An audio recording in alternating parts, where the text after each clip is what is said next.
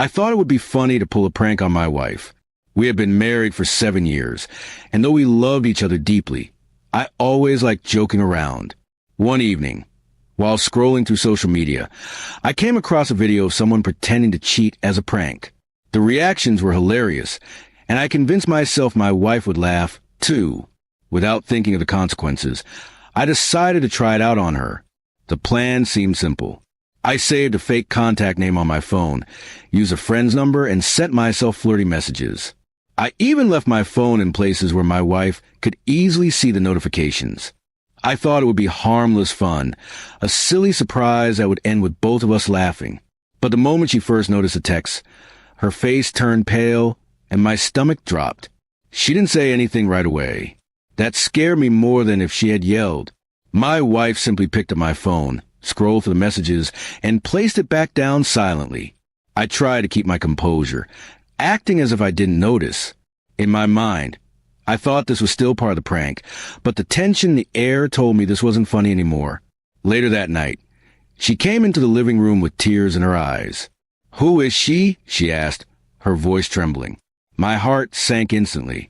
I wanted to laugh it off, to say it was a joke, but for some reason, the words got stuck in my throat. Seeing her pain broke something inside me, and for the first time, I realized how cruel my little prank had become. I quickly told her it was fake, that there was no woman, no affair, nothing at all.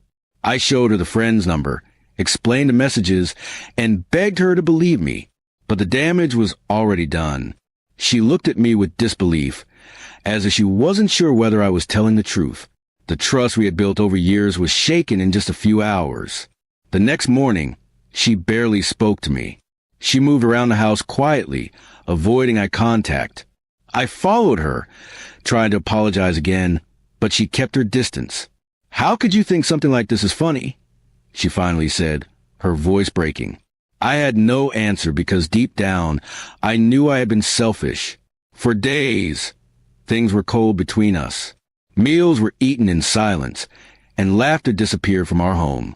I kept asking myself why I had done it, why I thought hurting her feelings was a joke. My prank, meant to be harmless, had turned into a painful wound. I was desperate to fix it. So I planned something different.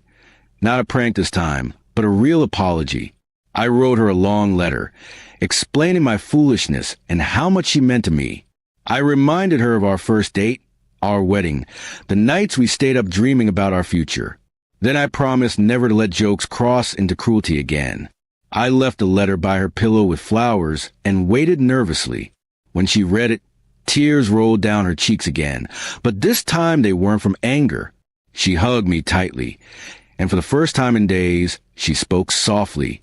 "I want to believe you," she said, "but you need to earn back my trust." Her words cut deep, but I knew she was right. Trust isn't repaired overnight. It takes effort and consistency. From then on, I focused on showing her love in small, sincere ways.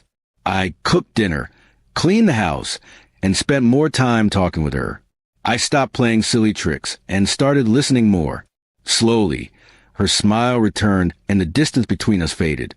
But I knew I still had a lot of work to do. Weeks later, while we were out for a walk, she finally laughed again at something I said. That laugh was like music to me, proof that the walls between us were beginning to crumble. "Don't ever do something like that again," she warned, smiling but serious. I promised her I wouldn't. This time, I truly meant it. Looking back, I realized how fragile relationships are. A single careless action can shake the foundation of years of love. What I thought was just a prank had almost cost me everything. It taught me that jokes should never come at the cost of someone's trust. In the end, my wife forgave me, but the experience changed us both. I learned to respect her feelings more deeply, and she learned that even the closest bonds can be tested. We grew stronger, not because of the prank, but because we fought to rebuild what it almost destroyed. Now, whenever I think of pulling a prank, I remind myself of that painful lesson. I choose laughter that lifts us up, not tears that pull us apart. Our marriage is still standing, but I know it's because I learned the hard way that love is no joke. And so, the prank that was supposed to be funny became the most serious lesson of my life, a reminder that trust, once broken, takes everything to restore, but when you do, it's worth more than any joke could ever be.